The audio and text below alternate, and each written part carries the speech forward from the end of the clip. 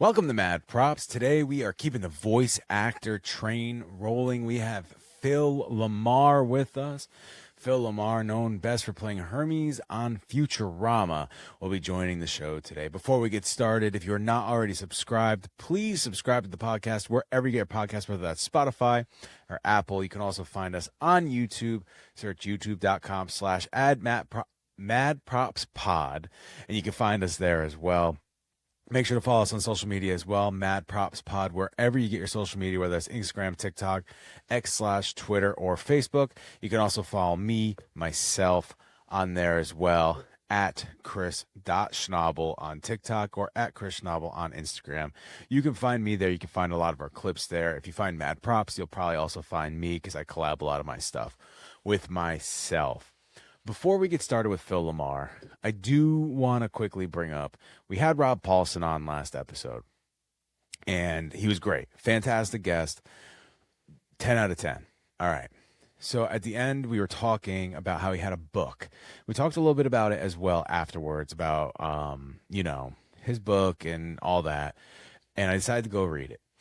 His book is fantastic. I'm not just saying that because he's a guest, because if he had a book, I probably wouldn't have mentioned it at all, honestly, if he had a book. So, like, if I didn't like it and he had a book, I mean, his book was fantastic. The first half of it's a lot about his career and his bringing up, it's pretty good. I wouldn't say it's standard, but it's like what you would imagine from a book written about somebody coming out. The second half of the book, though, I don't want to spoil too much of it, but he gets the diagnosis for the throat cancer, and it goes through like everything he had to go through after that diagnosis, from not only what he went through cure wise, but also what he went through job wise and stuff like that. Fantastic. Definitely go check it out. I would highly, highly recommend it. It was linked in the last episode. So if you want to go listen to it or read it yourself, read it. If you want to go listen to it or read it yourself, you can head to the last episode and find it there. This episode, we have Phil LaMarr talk a little bit about voice acting, a little bit about traffic in LA, what he likes to do outside of it, including plays slow pitch softball. I'm a group baseball player, so it was great to connect on that and a whole bunch more. Not going to want to miss it, so stay right there. Stay tuned in. This is Mad Props.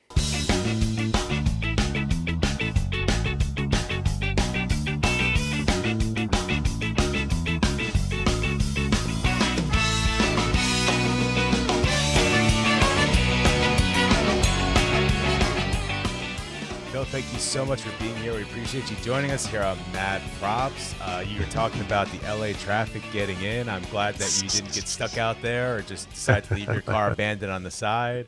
I was telling you a little off. I for the first time, experienced the LA traffic. I lived in a lot of places. Like, I'm from New York originally. I lived in Boston. I've lived in Florida, which Florida doesn't really have traffic. They just have awful drivers. And there's been a lot of bad traffic. Houston, I'm in now. Houston's traffic's pretty bad, honestly. Wow. But when I went out to LA, it was a new experience for me. It made me appreciate being here with the traffic we have.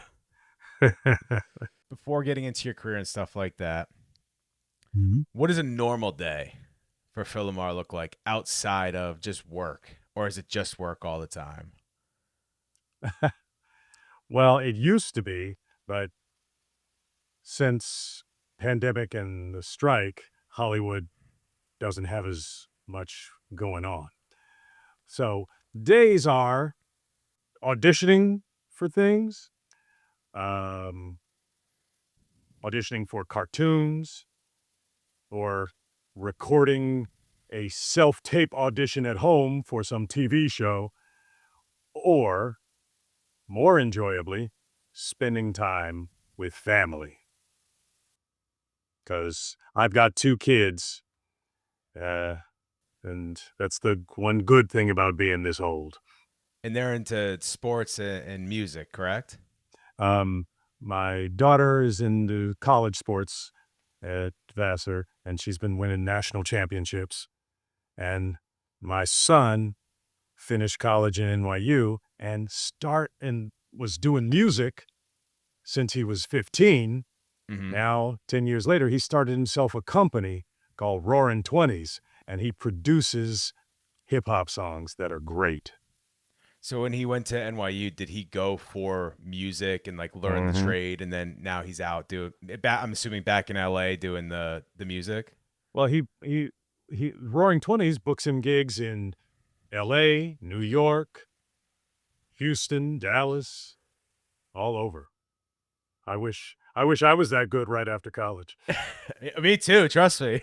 I just recently started my dream job, and it took me 12 years. So I understand waiting to get there and everything like that. But Mm-hmm. so is he? You say he's producing music. Is he like DJing as well? You're saying he's going all over the place, or is he going these places to work with different artists? Well, he performs, he sings, he plays instruments, and puts together songs with people. Like, well, it was interesting. When he was in high school, I got to introduce him to my actor friend Wayne Brady Mm-hmm.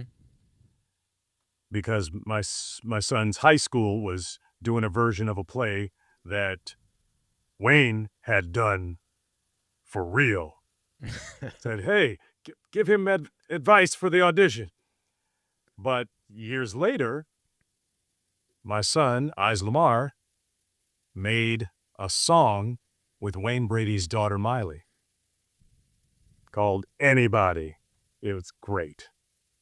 That's amazing. Worlds colliding. You know, you Mhm. introduce him and then immediately takes that and runs with it. Well, and people my age can't even understand or figure out how to make money off Spotify. Well, I don't know if people are they're still struggling to figure out how to make money off Spotify the way they're giving per stream and stuff like that. It's like less than a cent per stream. And I mean, Mhm. I have my podcast on there and they have the revenue stuff. I don't even look into it because I've been told, like, unless you have hundreds of thousands of streams, like, don't even look into it. Just get sponsors outside of it and stuff like that. So Right. To us old people, it was just about sell a record or a CD. yeah, that's extreme. Get people to stream it. Get people to do that.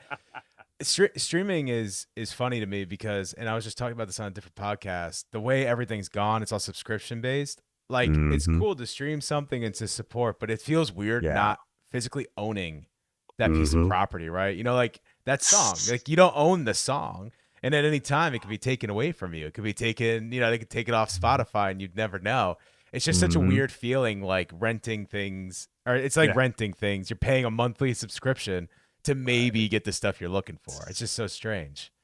Well, for the music business, the one good thing about this new world is people who like you can keep up on Yeah. everything you do.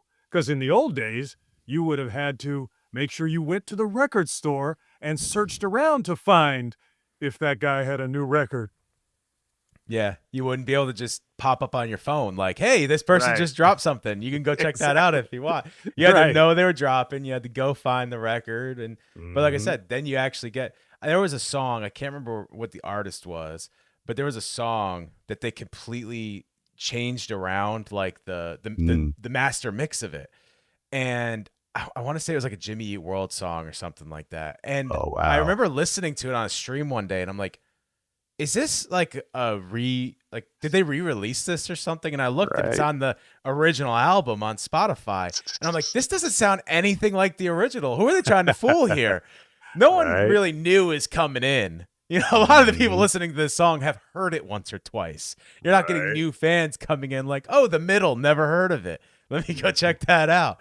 But I think that's actually the song it was too. I think it was the middle. I was like, this something sounds weird. Did they remix this? Did he Mhm. re-sing this? Like, what's going on Right. there? So yeah, it's a crazy streaming thing. Switching over really quick. So national Mhm. championships. I have to know the sport that she's winning all these Right. natties in. Oh, she plays rugby. Oh, rugby, really? Yeah. That's a Which, tough one. well, I mean, I could have never done that, but I guess it makes sense when you start playing soccer at 4, and then by high school, you start doing volleyball and basketball. So, wow, you could play a sport with your feet and your hands? Yeah, that's why you do rugby. She didn't do rugby at all until she got to college then? Mhm. and just picked that up. Well, no, the coach picked her. Oh, she was like, "Yeah, we need you." She was thinking she would be on the soccer team, but the rugby coach said, "Hey, come on." And it And then she's worked. won national championships. Yeah, it Yeah. worked because she's won plenty of national championships. Yeah. Before we were talking a little bit about you play slow pitch softball, and I tried to get some other questions in before this, but I've been dying to just go straight to the slow pitch softball. I played baseball my whole life. I played Mm, varsity. I played all that stuff, right? So I right. wanted to know, what's the slow pitch softball career looking like? Well, I was never very big in Little League, but years later, after I came back home and got into show business, it was funny that in Hollywood, there was this show league. So it turned out that shows I worked on had softball teams, Futurama and Mad TV. So I got jerseys from my shows. Well, a lot of people in the show didn't get them because they didn't play these dumb sports.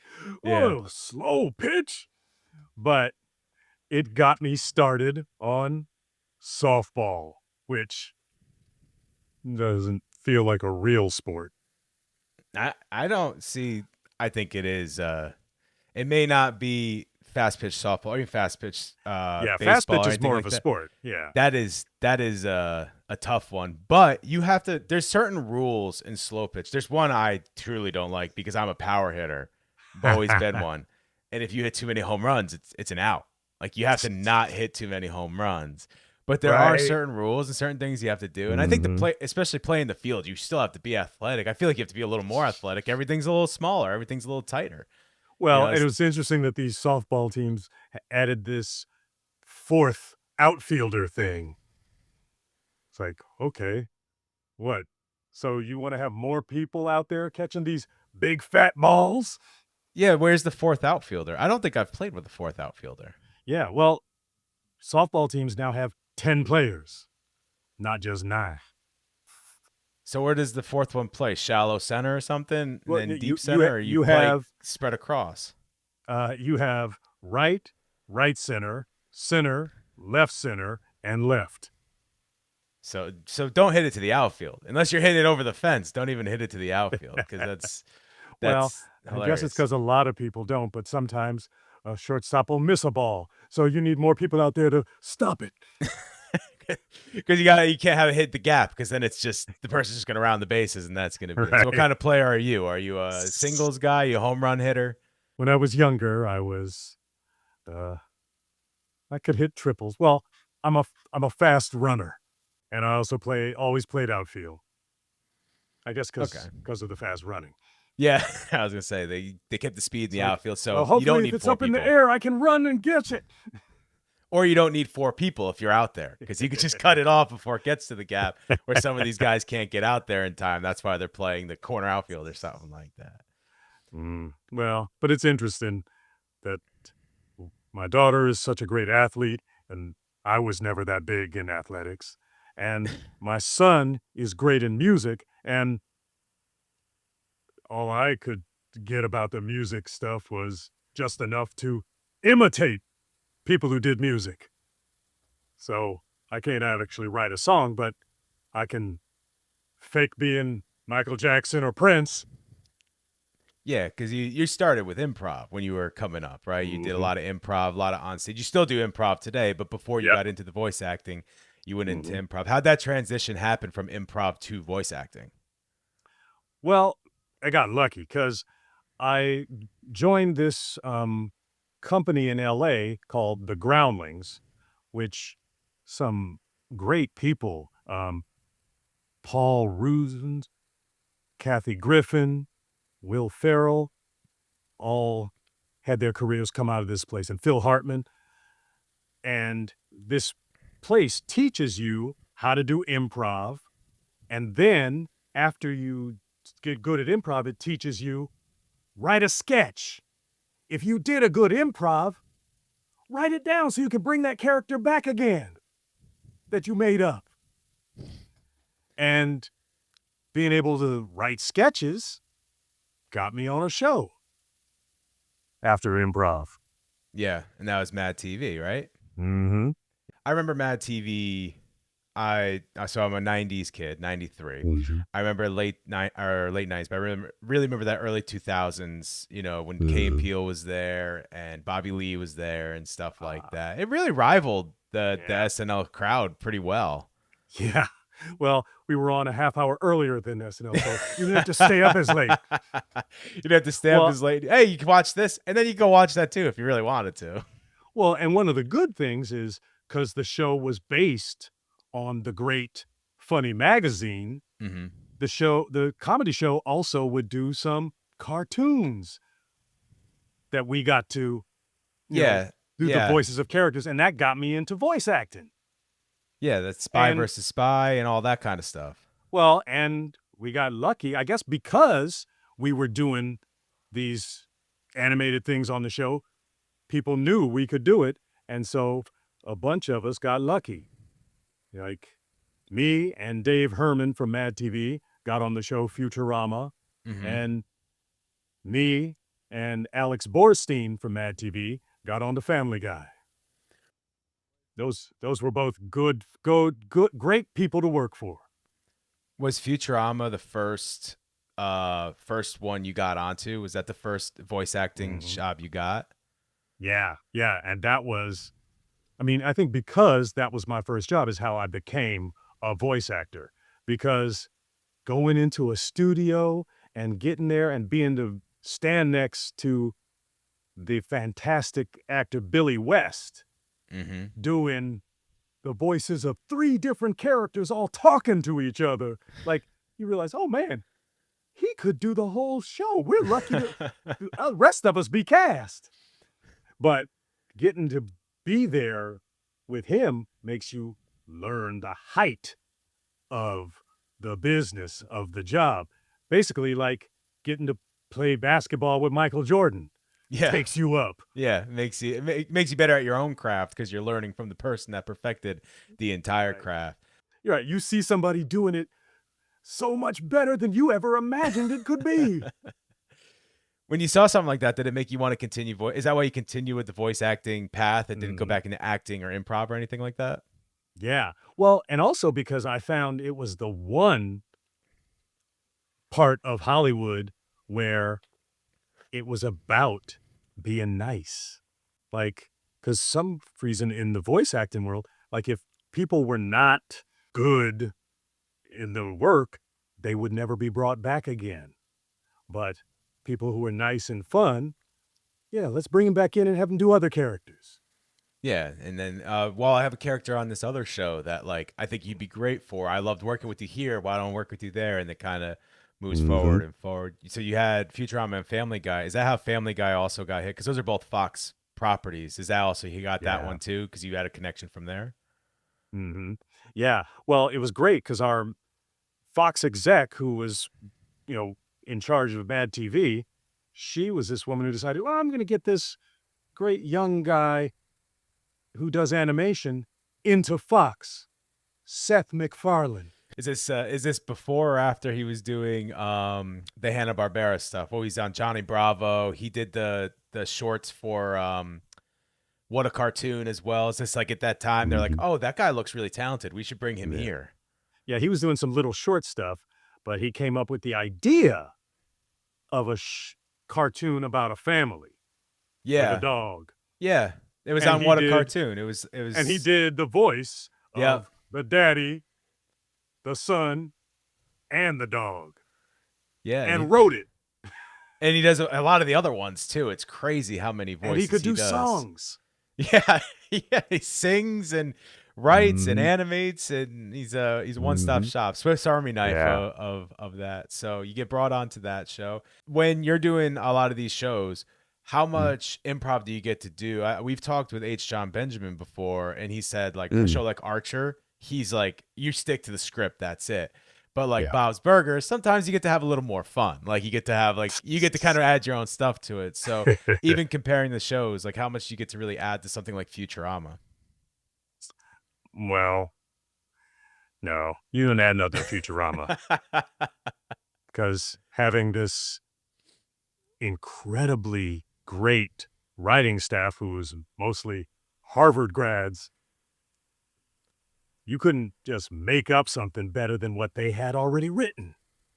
And actually, even though I started out doing improv, going into a career where I got to work with a handful of great, amazing writers like Matt Groening, David Cohen, Seth MacFarlane, Gendy Tartakovsky, you realize you don't got to add nothing. You don't got to make nothing up, the way you could feel in a sketch. Oh, I'm going to change this line into this funnier thing. Just make something up. And if you get a laugh, they keep it. Going back to Hermes, and just because I want to know if this is improv or not, the accent, was that something that was directed to you, or was that something you kind of played with and came up with? Well, no, eventually, when we started out, the character was just a nerdy accountant named Dexter. But I think that they felt like it wasn't working so funny on the show. And Matt Groening didn't like the name because he already had too many characters whose names ended with ER, like Homer. Mm-hmm. So he came up to me and said, well, we're going to fix up its character's not working so well. We're going to fix up the bureaucrat character. Could you do a Jamaican accent? I'm like, yeah. So that was good. That was good writing direction. Yes. I think so as well, because that, like, not only did it make the character, like, give it a little different personality and more personality, but it made it so much different from the other characters in the show already. Right. Like, if it's just a normal person with the rest of the normal people, like, there's no distinction between, but there's a very big distinction of that character, which just adds to the comedy of it. Well, and it was this great idea in the future. It's like, well, in 1,000 years, your official bureaucrat will probably be a Jamaican guy. Yeah. Because you never had just some little official be Caribbean in this time. Now, right? Yeah, and then in 2000, like, but in 1,000 years, look who will be there. You'll never imagine it. So that's funny. So you also have done some video games. What is the what is the process like for the video game? How'd you get into video games from the voice acting on TV? Well, the thing is, most of the time, you do a cartoon, and then later they decide to do a video game version of the cartoon, and then they bring you in to voice your character fighting now. Even with Hermes. Yeah. There was a Futurama game. Yeah, they did a Futurama game. Yeah. It's very hard to get nowadays. It's one of those games that when you find, you should pick up and hope you have the money for, because it's a very hard one to find. Yeah. There's a Samurai Jack game. Yep. Got to voice that. And actually, we did a video game version of Clone Wars. The other time I got to do a Jamaican accent, because George Lucas decided in a galaxy far, far away that any alien from a watery planet should sound Caribbean. Because obviously the water, like everyone around water sounds the same. Right. So, So the Jedi Kit Fisto sounds like that. Was it cool to go, like, be a Star Wars character? Like, was that a cool feeling? How big were you into Star Wars before you got into that character? Oh, I loved it. I mean, getting to go watch the first Star Wars movie at a drive-in with my mother when I was 10. Drive-in, that's amazing. That made me love this. Like, oh, I don't watch Star Trek, but this Star thing is great. Yeah. And then later in adulthood, to get to be in that world, that was a pleasure. When you were offered that role, did you kind of freak a little bit? Like, this is something I've loved my whole life, and now I get to be a part of this world. Well, yeah, no, I was happy to get on, doing anything. I think first they had me, well, maybe because I was doing the Mad TV show, they had me come in and voice a character with the voice of somebody else, because they had the Bail Organa character, which had been in the movies by Jimmy Smith, Yeah. but he wasn't available to do the cartoon. So, Phil, could you come in? Could you come in and do Jimmy's voice? Yes. Back to the imitation, like you were talking about before. You can imitate Yeah. Michael Jackson or Prince. You can imitate that voice, and that's Right. hey, that's just as good sometimes because then you get roles like this. You get awesome roles. Yeah. Got lucky. What is the big difference for you between doing a video game and doing a TV show? I know it's still all scripted, but like it's a much different process for both of those. Well, it was very different because back in the old days, video games didn't have acting. They didn't have writing. It was just about the violence. That's all they cared about. It's like, no. Let's get the guy working on the computer. He's got a deep voice. Have him do it. But it was like 15 years later before they started using union actors to do voices. But I feel like it wasn't until the great game Metal Gear made it, wow, this feels like I'm playing a movie. Yeah. And, well, and it was funny because I love that game so much that when I found out this great casting director who I worked with on cartoons was casting directing the sequel to this video game, I'm like, I love that video game. Can I audition for something? I begged her. Yeah. And she let me come in and audition for Metal Gear 2, and I got to play a villain. How is playing a villain other than playing like either a normal character or a hero? On that game, it was good. It was acting. It was playing this guy who was mean to some people, but, thinking about some things. That game was so good that the performance, you felt like you were actually doing a performance, as opposed to, no, we don't care about the words. Just do all the screams. This is you getting electrocuted. Do short, long, and medium. That scream wasn't good enough. Do it again. Do it again. Scream again. Scream again. Do it 4 times. Fine. That's fine. In the old days, they cared more about your sounds than about what you said. It's like, no. People playing the game aren't going to watch those things. Charles Martinet made a whole career of just, wahoo, let's go. A whole career of a couple of things like that. So. Right. Because now you're talking about scripts, so I have to ask, because it's a character I love and a lot of people love, and Samurai Jack, which doesn't have a lot of dialogue. So how hard was it to kind of like, and you're an improv person too, so how hard was it to dial it back a little bit for a role like that? Well, I mean, yeah, it was an interesting show where the lead wasn't always talking, but that was because he was a warrior.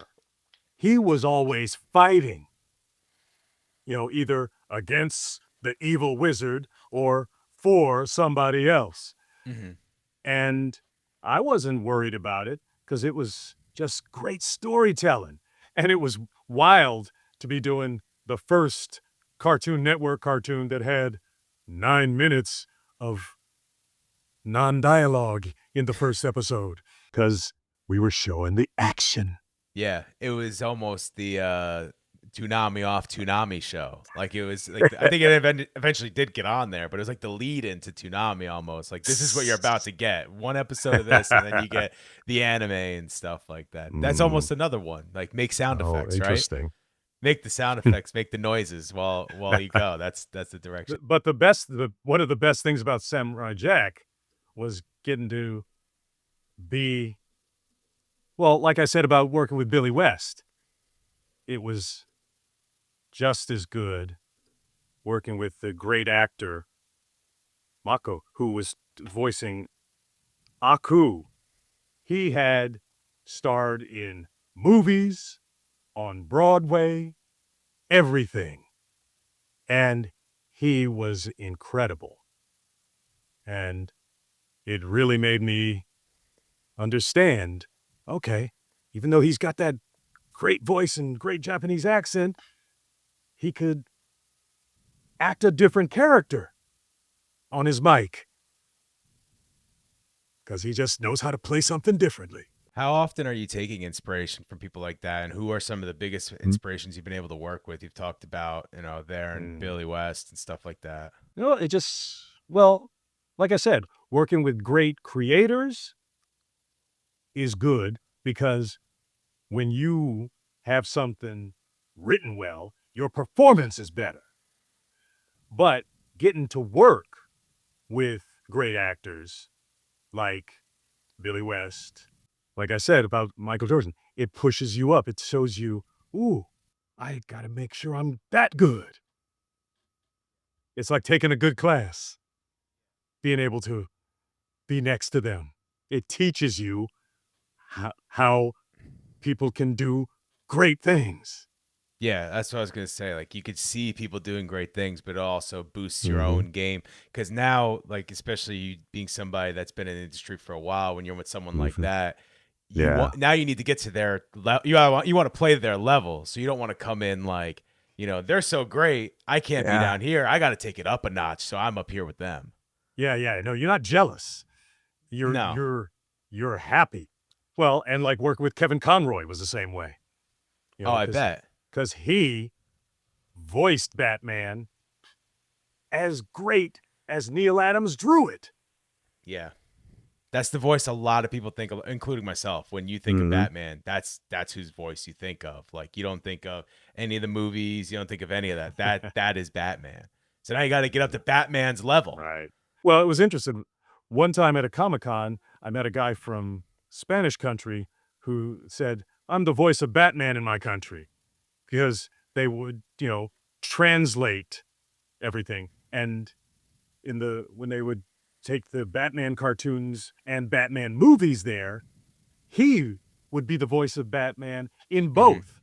And I was like, oh, wow, they should do that in the US. Because if they let Kevin, voice the live action movies of Batman, then that great actor would win an Oscar. Oh, so this guy, did he act as it, or he just did the voice as Batman? He was the actor of Batman?